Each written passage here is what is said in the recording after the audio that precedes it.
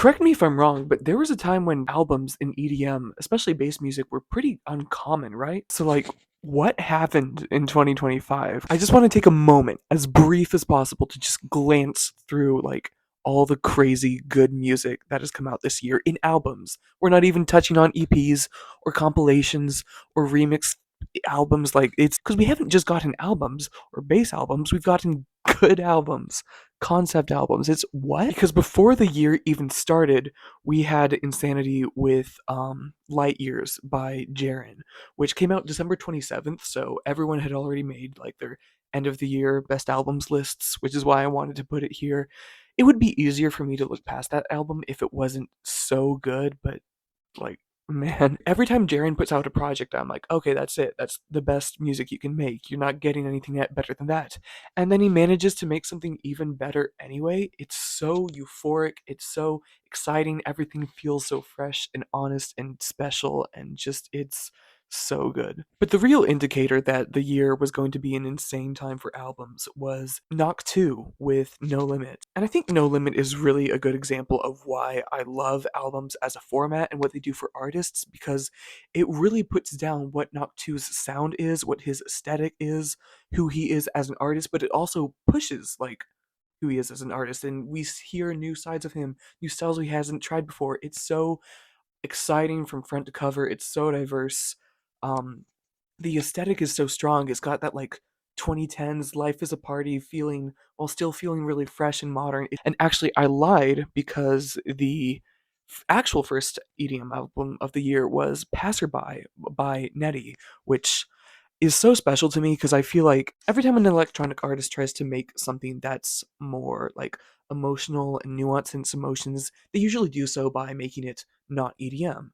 And Passerby has a lot of like dubstep and bass music, but it's still really melancholic and somber and atmospheric and emotive. It's an album that I've been waiting for someone to make for so long. There are a couple albums that came out in these first couple months that I did miss, and there are a couple that came out that were kind of EDM, but not really. So if I missed something you thought was really important, I might bring it up at the end. And if I still didn't, then you can get in the comments and tell me, bro, you missed Schmoogle Baloogle, that was the best one. And I'll be like, dude, I miss Schmoogle Baloogle. What the heck is wrong with me? But barring a couple albums that I didn't have the time to check out, one album that you probably haven't heard about and you really should check out is International by Netrun. I don't know a lot about the artist, but I do believe they're rapping on their own stuff, and it adds so much character and flair.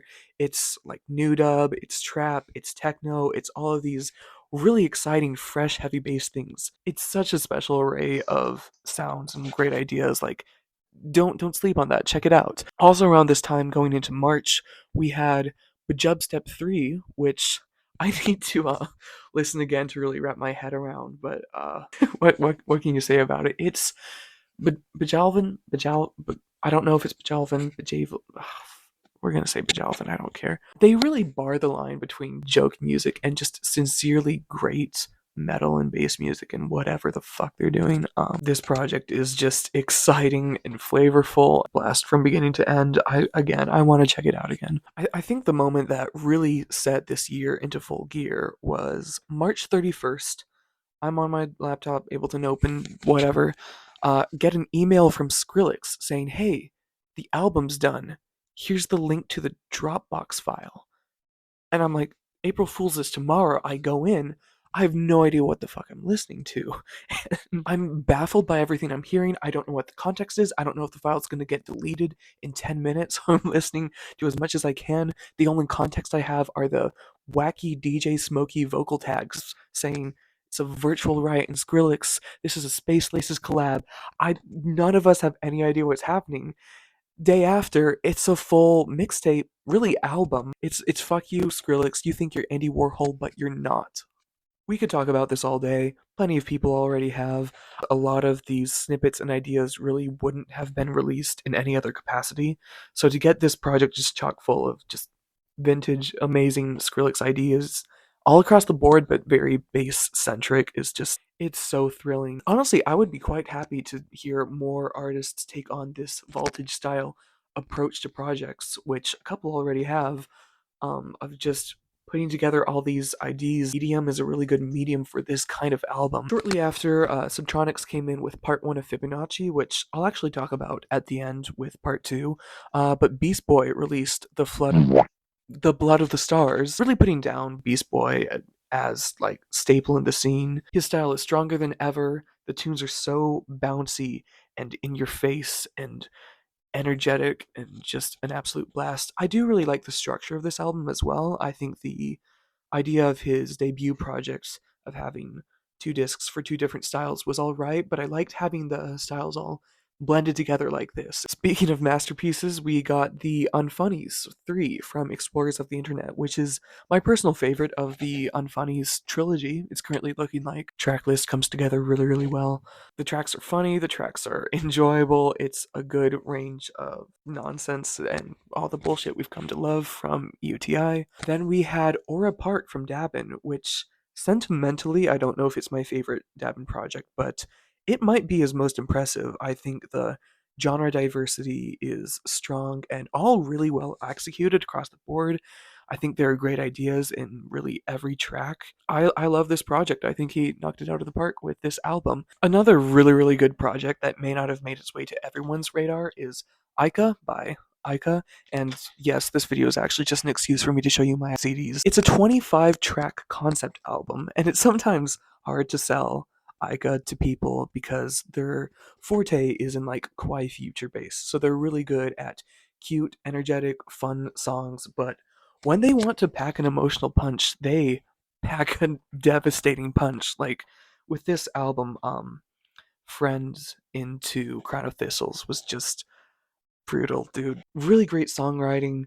I think it mostly stays really engaging all throughout the long track list. I do think the old singles spliced into the middle didn't have to be there. It does slow down the momentum a little, but take those out, you still have like over 20 amazing, really well written, really well produced, really exciting and diverse tracks. Like Aika's one of the most just interesting and exciting artists right now in my book. Speaking of really good underrated music, we have I don't know how to pronounce KIMAGURE Potential by Ko. I don't know, but I do know this album's really good. It's been a while since their last album, but they picked up the pace really, really well with some thrilling J-core and all kinds of styles of hardcore, hard dance, and some genres in between. Just production is great. 2 discs, 18 tracks, not a single miss in all of them. Speaking of things some people might have slept on, did you hear Oxy by Puko? You should have, because that album's also really good, which combined some tracks from their prior Oxy EPs, but not all of them. Some really exciting, granular, sunny, bright, just euphoric EDM. There's good diversity, like I'm gonna say a lot of the same words a lot. Forgive me. I think it's also like 18 tracks, 16 tracks. What is it? You kind of get this fear, like, ooh, are these all gonna sound the same? Am I gonna get exhausted? But they do a really good job throwing in variety and good range of emotions and just excellent hooks and songwriting all across the board. It really is just such a bright and enjoyable project all the way through. We also had TERRANOVA by PhaseOne. I always like PhaseOne's combination of metal and bass, and I felt like the latter half of the album specifically had some really good ideas and execution on a bass level, and all across the board, the verses were pretty spectacular.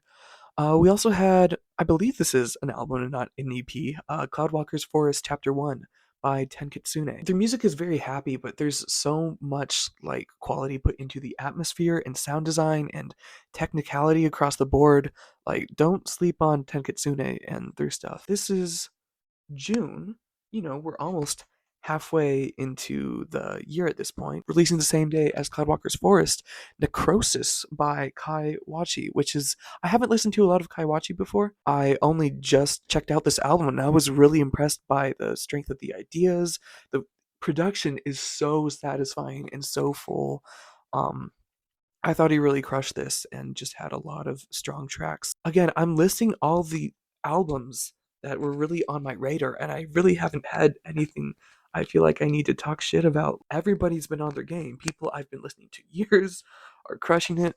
People I've never listened to are also crushing it. It's amazing. I said I wasn't going to talk about remix compilations, but I am going to make an exception for Void 2.5 by Sudden Death, which it also has an album's worth, over an album's worth, I'd say, of Void tracks, which is insane to just do so casually with massive, massive remix packages, which for how many songs are across these three remix albums, they really shouldn't be as high quality as they are, but they are. I felt like every track had something worthwhile.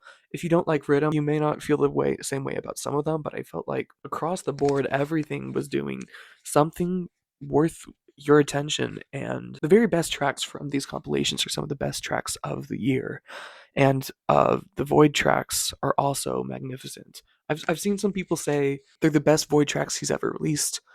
I think Void 2 still kind of takes it on that front, but don't neglect these tracks. Also, the release of this, from him releasing a whole remix album saying, "Hey, there's a part 2," and like he tweeted something like, "Okay, that's it. There's no more remix packages. It's absurd to ask for a third one." And I totally took the bait. I was like, "Okay, yeah, that's crazy to release 3 remix packages in a month."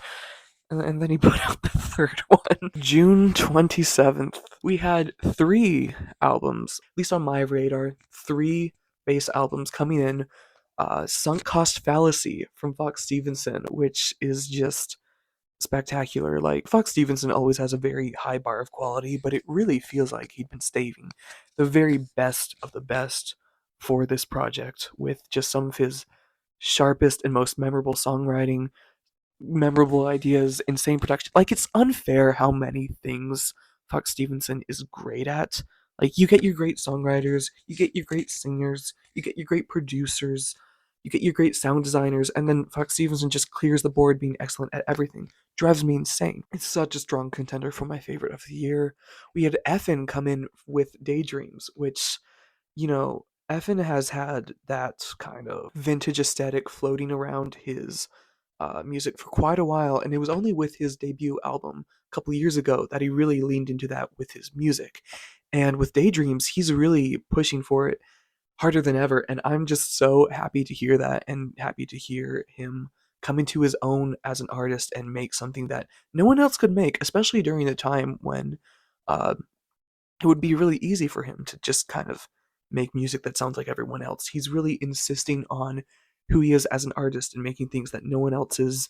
I think the album's spectacular. That very same day, we got Saturate Your World from More Kismet. Just a really thrilling array of some fresh, modern, futuristic bass music. I thought the track list flowed really, really well, and everything felt exciting and fresh. I did find their debut album a little overwhelming, being not too familiar with a lot of the singles, but this one came together perfectly. Great range of styles, felt focused, the ideas felt even stronger, just really, really good stuff. July 4th, we had a little break before the insanity that was July 11th. We had Skybreak come in with, oh, right, I'm supposed to flex my collection, Half-Blood, which I liked from the beginning, but I feel like I had to grow to really love this album.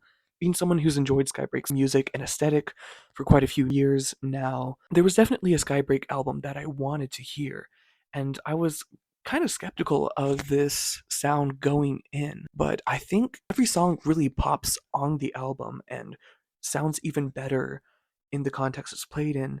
And I think as I've been able to kind of make peace with what this project is, I've just been able to really adore how concise and exciting this project is, how memorable each idea is. Um, and there are a lot of people doing this classic dubstep 140 kind of style, but I think Skybreak approaches it with such a unique approach of genuine deep love for that old scene, while also infusing a lot of really modern and maximalistic ideas into this minimalistic genre, that it provides something really special that no one else is really doing other than arguably Chime, but even then, Half Blood is really special, and I'm loving it more and more each time I revisit it. That same day, we got what's probably my favorite album of the year, Love and Pony Step by Violet Pony, which just is another one where the concept had to grow on me a little, but I this album is just insane. Violet is a little like Fox Stevenson in that she's good at everything, just with even more genre diversity, drives me up the wall. Unfair. Leave some talent for the rest of us. The EDM parts of this album feel retro, but there's a lot of modern flair and excitement to them. There's so much care and passion put into just everything, and when she wants to make a silly fun banger, she does it. When she wants to pack an emotional punch, she does it. I think her work is just a great example of how giving yourself permission to fuck around and do stupid shit um, also gives yourself the permission to be vulnerable and to make your very best and most mature art. This album is littered with online references and memes and all kinds of silliness. In doing so, it feels like her most honest and expressive work in its explorations of identity and how embracing those parts of yourself you often don't want to present in a more pretentious context. I'm getting on my music reviewer shit. It's a good album. It's every song is really good and really memorable. It's fuck. It's good. Anyway, that same day we got Chemistry from Chris Lake, who I'd been meaning to check out for ages. I hadn't before this project. There are a lot of very melodic tunes on this, but they're all quite good. The production is fantastic. Ideas are strong. I almost wanted more of the like darker tech house tunes, but there's so many of those. I think it's good for him to focus in on these tracks that have some fresh ideas. Some I don't know. It's a really well constructed project that I'd once again like to come back to and embolden my opinion on. We also had New Skin from Camoufly, which I believe is their debut. Yeah, and like a great debut, it's a good smattering of their sound, but also pushes their sound a little and just some very well constructed, groovy, and joyful house-ish tunes. I'm not calling it speed garage. It wasn't enough for Neddie to release one of the best albums of the year. They had to come through and do it again with Neddie Online, which just has a really special vibe to it. I don't even know if I know the words for it, but there's also more of a vocal presence and some strong pop hooks on this project as well, which is really, really nice. Someone's going to be upset if I mention this. Someone's going to be upset if I don't. Riot released The Machine. I would never listen to an album that Twitter told me not to listen to, but if I did, I would say that it's strong, has some good ideas, great production. Might have wanted something a little more conceptual, considering the magnitude of the last project, but I'm not going to say that because I did not listen to this. But something that everybody liked, and honestly, way more people than I thought would even catch on to this project. I Love My Computer, Nina Girachi. Electro House is back. This album is just exciting, thrilling, sweet pop hooks, wonderful gritty electro basses. Like this is the sound I fell in love with. So I'm just so thrilled to hear it done so well and with so much honesty and creativity. Because as much as I love that sound, like a lot of electro house and festival progressive house at the time was pretty corporate. The little electro pop, that's what we'll call it. Blog house, whatever. Every track is memorable. I'm saying that a lot, but it's genuinely I've listened to so many EDM projects where the tracks just kind of smash together. So to have so many albums where all the songs feel distinct and memorable is really valuable. This one is no different. It is a little weird to me that all the people who were always too cool for EDM have picked this one up, and now it's cool to like electro house, as opposed to a few years ago when No Mano was trying to revive. Sure, fine, whatever. People enjoy electro house. People enjoy this wonderful album, and I do too. So heck yeah, right. Something that I slept on for a while, and you might have too, is I might be mispronouncing things again. Emelum by Fabian Mazur. I don't know a lot about him and his music, but wow, the this project is really, really sick. The rhythms, the grooves, even the like sound design, the details, just everything about these songs are so infectious and exciting and groovy. Did I say groovy? It's so sick. You have to hear it to believe it. I'm always a sucker for that kind of like 100 BPM gritty bassy kind of thing, but this is done with such a attention to detail. And did I say groove yet? Like it's so sick. Check it out. Speaking of debut albums, I should have made a list of how many debut albums we have this year. Vastiv, which I think I'm pronouncing correctly, came in with New Levels, New Devils, and like Effen's project before, this project really elaborates on the things I'd been hoping Vastiv would elaborate on, his metal presence in his project, and especially with his own vocals and I believe guitar playing, and I don't know what else has always been one of the things that really made him stand out. He would have melodies in his really heavy Britum, and again, he could have just made an album full of heavy Britum tracks, and I was afraid that could happen, but no, it's more metalcore than ever, and his identity as an artist is stronger than ever because of it. Speaking of albums I really, really meant to re-listen to before this video so I could have a more thorough opinion on, because I listened to this late and overwhelmed, but Chimera Dragons by Camellia. It's been a minute since like a full-length Camellia album, right? At least by Camellia standards, but I felt like it was really strong. Again, I'm I'm gonna say the D word, diversity of style. Excellent, as always with the Camellia project, but some new fresh ideas to have a project that's still very explosive and diverse and very Camellia, but a little more grounded in its ideas and a little more expansive in what it's able to do in terms of experimentation. Like I really like this project. We also had Inertia from Pendulum come in at the end of August, and believe it or not, this was actually my first time listening to Pendulum. I know that they are a massive deal and have been very influential, but I really enjoy this project. I think there's a heavy focus on songwriting and some like rock, probably not metal, but like rock integration that make these tracks pop and kind of blur the line between rock and drum and bass, I would say. Really strong, feels great, production's great, everything's great, dude. You hear me. Everything's really good. This is a good album. The last one's a good album. You know what else is a good album? Lost Dog by Fur Trash. Did you hear that? I'm scared to say what genre this is. Can I say hyperflip? Is that incorrect to say hyperflip? I don't know. It's loud. It's exciting. It's thrilling. It's a good time. I felt like the production was particularly strong for the kind of music this is. You know, hyperflip producers don't know how to do hardstyle drum. Free Trash knows how to do hardstyle drums. I like this project. I sound like a broken record at this point. It's a good album. Everything's a good album.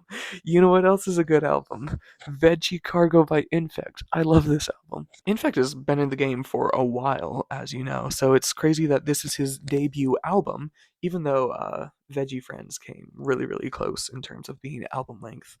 But I'm inclined to say he's never sounded like this clean and fresh and exciting. Like people like to knock on Rhythm for being boring, but the attention to detail and all the variations that occur throughout these songs, how memorable these tracks are, just it's a really good project. It's a little like Sunk Cost Fallacy in that it feels like he was saving the best of the best for this album and also experimenting a little stylistically, which is always good to hear from him. You want to hear me mispronounce some names? The very same day as Veggie Cargo, we got a collab album from Tatsunoshin, Ira Ariri, and Gal Styles. I'm sorry. Raspberry Potion.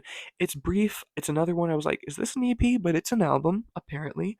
But it's quite strong. There's some really exciting happy hardcore, some really just energetic vocals. It's a blast all the way through. Do you like debut albums? Two more debut albums. On September 12th, we had Ray Volpe come in with Forever Volpetron, which I think is just a really good statement of his sound and style and where he is as an artist. We haven't gotten as many melodic tracks in a minute. We haven't gotten Ray Volpe vocals in a minute. Like I could talk about Ray Volpe for quite a minute. The songwriting, how memorable his ideas. Like I've been saying memorable ideas this entire video, but you want to talk about memorable ideas in bass music. Ray Volpe is the GOAT, and I think that's easy to neglect. But I really enjoyed this project. That same day we got Eat Your Friends by Control Freak, which is just so thrilling. It takes some of the best and often underutilized ideas of the past with some of the most exciting ideas of the present and future. Like, this album feels like it's from 2030, the way these ideas are so fresh and exciting and well produced. I love the modern trap integration on Throw Your Hands Up. I really want to hear more of that. Just, it's an album that puts down Control Freak's sound and current identity as an artist, and it's thrilling, it's concise, it leaves you wanting more and just so excited to hear where he continues as an artist. If Nina Jirachi didn't convince you that Electro House is back, then Frost Children definitely will with their album Sister. It's filled with so much of the wonderful energy and passion and some of the campiness of that 2010s electropop that I've just really, really been missing. It's so exciting. There's so many great hooks. It feels like it's made with so much love. And also that same day, goodness gracious, we got As the Pendulum Swings from Rez, which I also thought was, you're not going to believe this, I thought it was really good. I think her production is sharper than ever. I also think this is like the eeriest and creepiest album she's done. I thought her last project was really concise, snappy, hooky, and this one feels a lot more dark and atmospheric, and I think it's a really strong addition to her already quite strong discography, and she just continues to get better and better with each project somehow. I'm also going to break my no remix compilations rule for a second time because of Asians. I think I'm pronouncing that correctly. Asians, Phantoms, and Things. This album is fantastic if you haven't heard of it. A lot of that very modern new dub, trap 140 stuff with a lot of really great underground producers. The reason I included it was because it's a continuous album. It's a continuous remix album. I'm not sure I've ever heard that, but it flows so well as an album experience.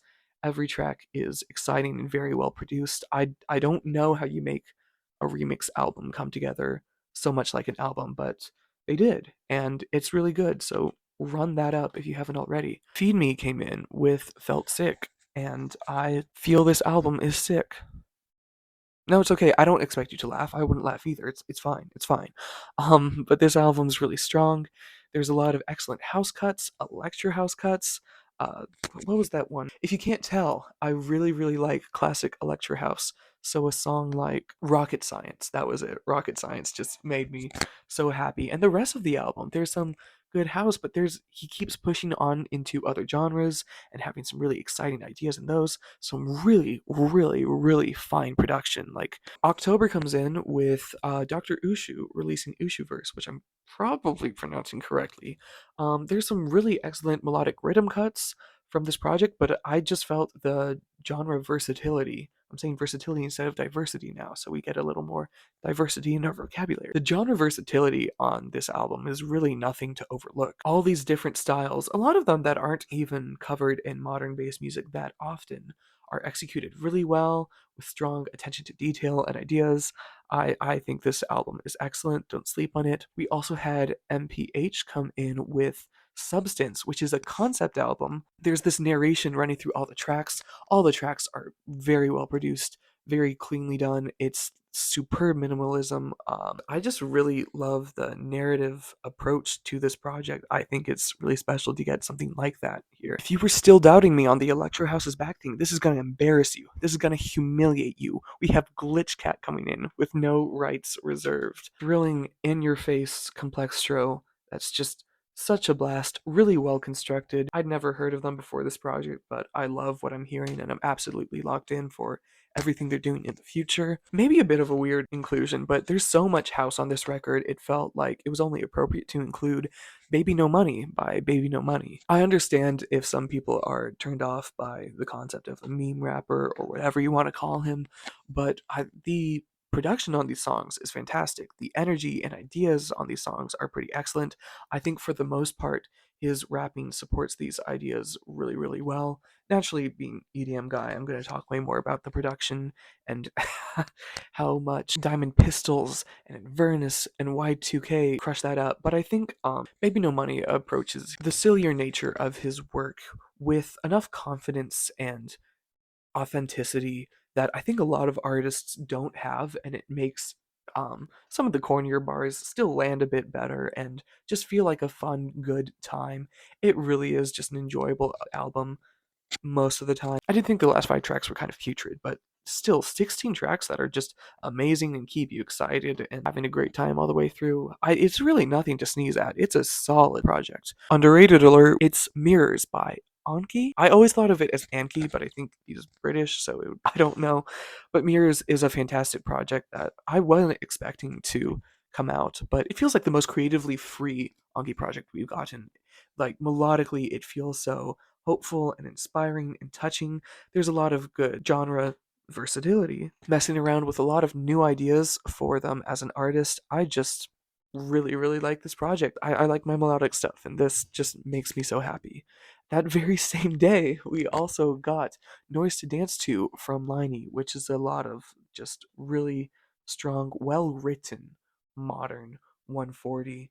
Good stuff. Attention to detail in more minimalistic music is something that's easy to neglect. Like when an arrangement is simple, you think, oh, it's simple to make, but I think the care it takes to make this album sound as good as it is nothing to overlook. Still in October, more underrated music you might have missed, and I might mispronounce, Yerby and Low Stages with Weight of the World, which is another shorter project in terms of tracks, but like Yerby has been coming through with these really nostalgic, atmospheric, kind of trancy 2000s kind of sounds, and this project similarly with help of Lost Stages is just it's immersive, it's vibey, a lot of if you like classic progressive house you might like this, really good stuff. We also had Chroma come in with Japanese title, which Google Translate says for whom end credits.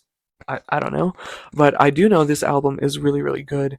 It's pretty chiptune and video game music inspired, but there's a lot of good production work and EDM stuff happening as well that I really, really enjoyed. The compositions are just fantastic. Check this album out if you haven't heard of it, or if you have heard of it, definitely check it out. And in case it wasn't enough for Camellia to release an album, 2 months ago? He came in with another collab album with Nanahira, who I might also be mispronouncing. They've released a lot of albums, and this one is once again really strong. I keep saying strong ideas, but ideas are fantastic. There's such a fun range of cuter, poppier jams to absolute insane hyper bullshit, and all of it's just quite well produced, quite exciting. It's such a fun project. November, year's almost done. Mr. Bill comes in with Mr. Melanzana.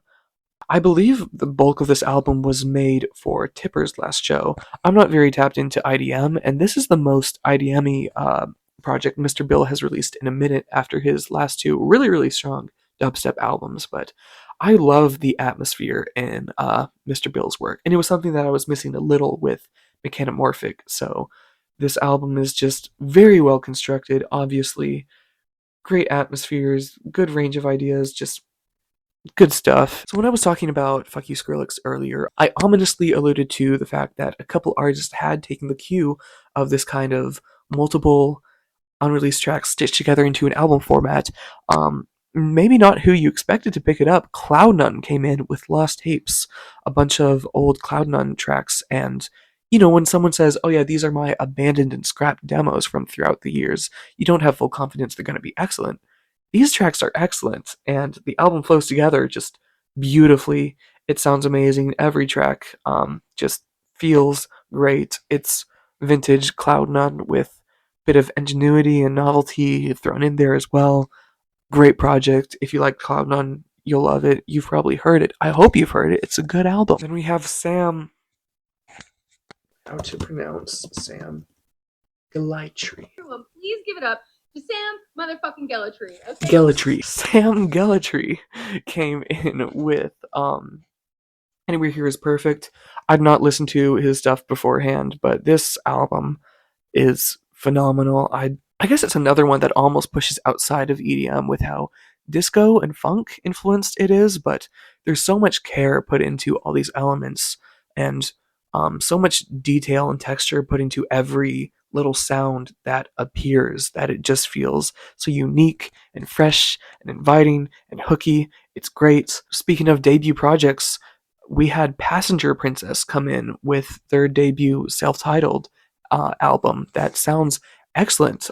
It almost brings me back to the feeling I felt when I first listened to 100 gecs, because it feels very hyperpop, and I think they're one of the only hyperpop artists who wouldn't want to bring me with a pitchfork for calling them hyperpop, but it feels very hyperpop and very lovingly so. The ideas are very EDM inspired and fresh and in your face, but there's still so much care and authenticity put into the lyrics and the delivery and the tone of the project overall. It's just really good time, and I'm really excited to hear what Passenger Princess does next. December coming in. It's the behemoth. It's Space Lace's Voltage #4, which historically has been a mixed series, so I thought I wouldn't even get to count it as an album here, but it's technically a how many tracks is this? Like 30? 32 track album from Space Laces, because Thank you, Skrillex, for making people release these. I assume this is Skrillex's fault that this released as individual tracks, and I'm so thankful it did, because each of these tracks are just fantastic. What can I say about Space Laces that hasn't already been said? Production, obviously fantastic. Sound design, obviously fantastic. Atmosphere, fantastic. And just the flow of all these different ideas. It's what you've come to know and love from Space Laces, and part of what you've come to know and love from Space Laces is stuff you wouldn't expect and ideas you weren't ready for, and you get those too, and it just does not let down. Still makes me want to just punch a brick wall every time I hear it. Also on this day, Cascade came in with Undux, which I only just checked out today. I think at the album's strongest, it's really emotive and luscious. There's a gentleness to these very best tracks that I just really fell in love with. And I think at the album's worst, it's fine. It's good. There's not a bad track here, but I think there's some that I just really fell in love with even more. And again, I just listened to it, so there's a lot more time for the project to grow on me. The day after, Subtronics comes in with part 2 to Fibonacci Infinity, which I really liked. I thought part 2 was solid. I thought it was alright. Pretty good ideas. Not game changing, but I feel like Fibonacci part 2 is where some of his most exciting tracks are coming in. And exciting not necessarily the sense of being the bassiest or the heaviest, but having some of the freshest ideas for his discography, specifically Contour. I love Friends is really great. Subtronics is one of those artists who will put out singles and make you kind of go, I don't know, is he losing his touch? And then he puts out an album and he's like, oh no, he's still got it. He's still the fucking goat. Yeah, I love the range of things he's trying here. His sound is always very distinct, very uniquely Subtronics, and I think that just makes it all the more interesting when he's trying new things and approaching genres with a production technique that other people aren't doing. If you've been watching this video for this long, I don't know how long it is. I hope it's short. It's probably not. If you've been watching this video for this long, you're probably pretty nerdy. So just let me briefly go on my nerdy little tangent about track listing, which is really important to albums. And I feel like Subtronics albums, often the track list could be a little better and a little more compelling. Like, closing the album with the Illenium collab. I like Illenium. I am a Illenium enjoyer. I didn't love it. And it's not a very good conclusive album closer, especially when Friends is right there. And Friends has this sound that Fibonacci Part 1 opens with. So it's like a perfect full circle moment, and it's discarded. So, like, I already made like a rearranged track list for Tesseract that I felt like kind of fixed the pacing issues that I had with the album. I was like, I'm not gonna do it again for Fibonacci.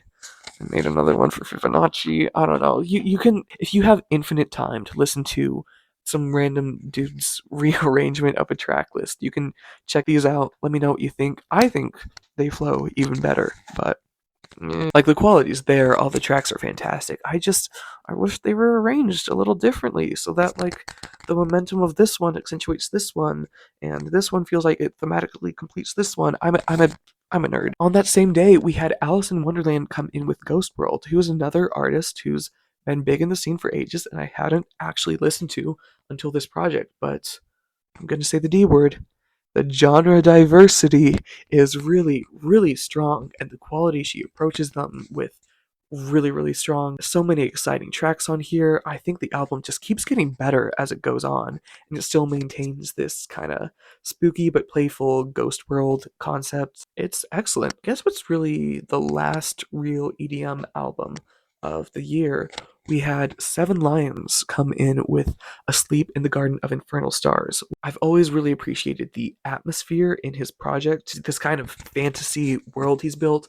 I've always really appreciated his genre diversity. So when he came in with his debut album, I felt like those elements of his work were kind of subdued for a lot of melodic dubstep that I didn't think was that interesting. And then Asleep in the Garden of Infernal Stars comes in, and every idea is exciting. There's a lot more genre diversity, but the melodic dubstep tracks that are there feel really, really well done, just made with so much care and passion. And it's just such a good, satisfying, unique project from Seven Lions that really refreshes my faith in him as an artist. Also, I listened to every song on Fred Again's USB 2.0.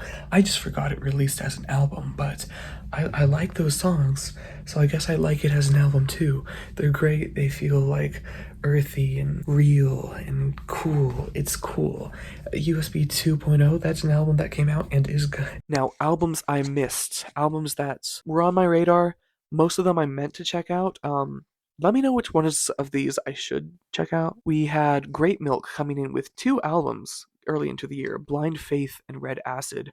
I've been really meaning to listen to those. I think sometimes I'm like a little baby when it comes to music that seems like it's going to be more experimental. Like, ooh, it's intimidating. I'm going to stop being a coward and I'm going to take the Great Milk pill because everything I have heard from them I've really loved, so I'm excited to hear what these projects are up to. Hold me to that. Like, get on my case about listening to Great Milk.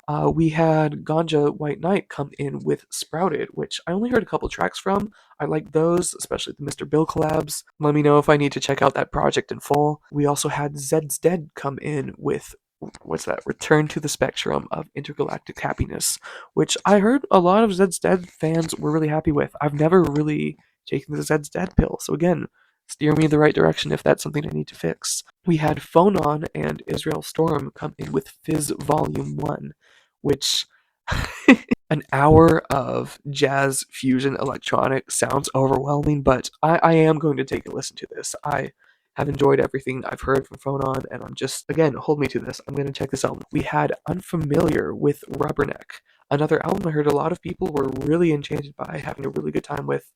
I need to listen to this one too. Riot 10 came in with Requiem for a Riot. People have a lot of things to say about Riot 10, but if this is something I should check out, like, I'm down for bass albums. I really like the Titan collab. Like, again, let me know. Dude, I said that July 11th was a big day. There were 2 more albums on July 11th. I think that's 6 EDM albums. Slushy came in with what I believe was a collab album with his more lo-fi alias Sapient Dream called Chrysalis. True. I really, really like that song. That's really good. So let me know if I need to bite into the full thing.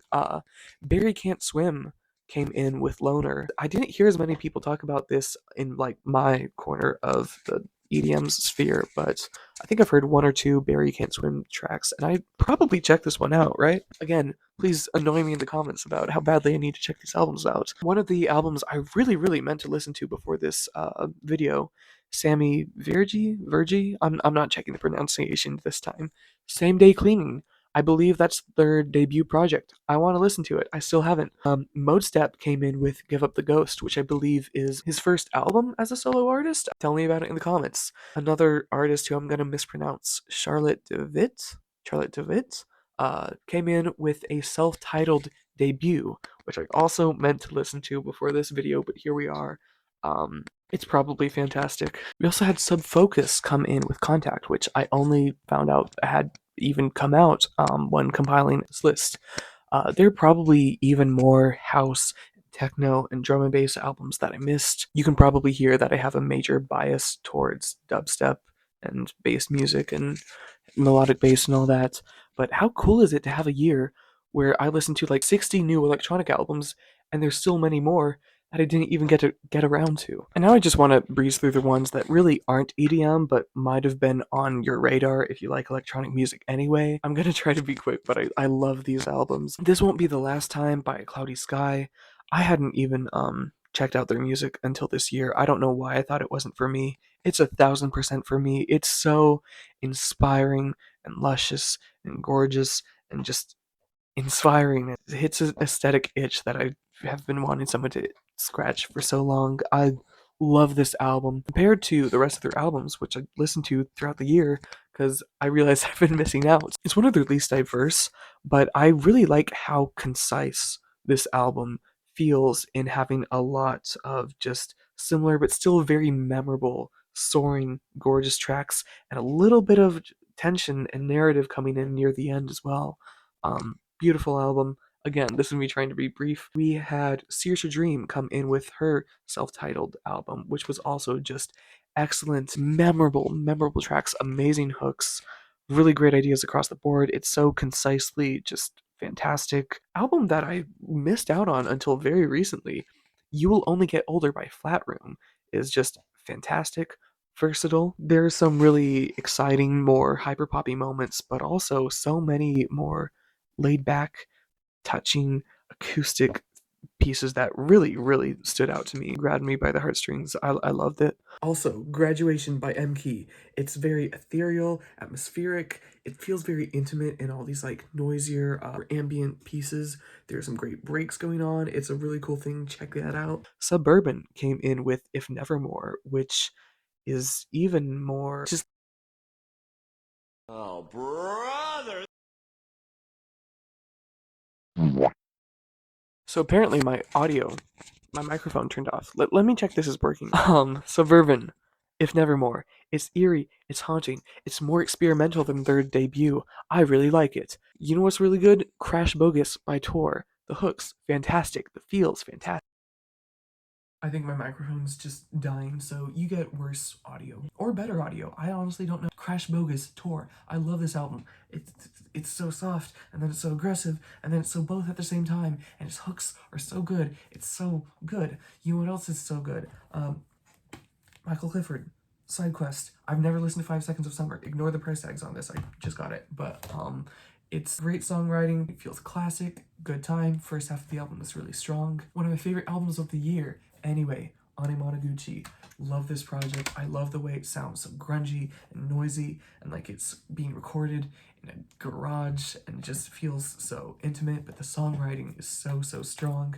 You know what else is strong? Hyperyouth, Joey Valence, and Bray.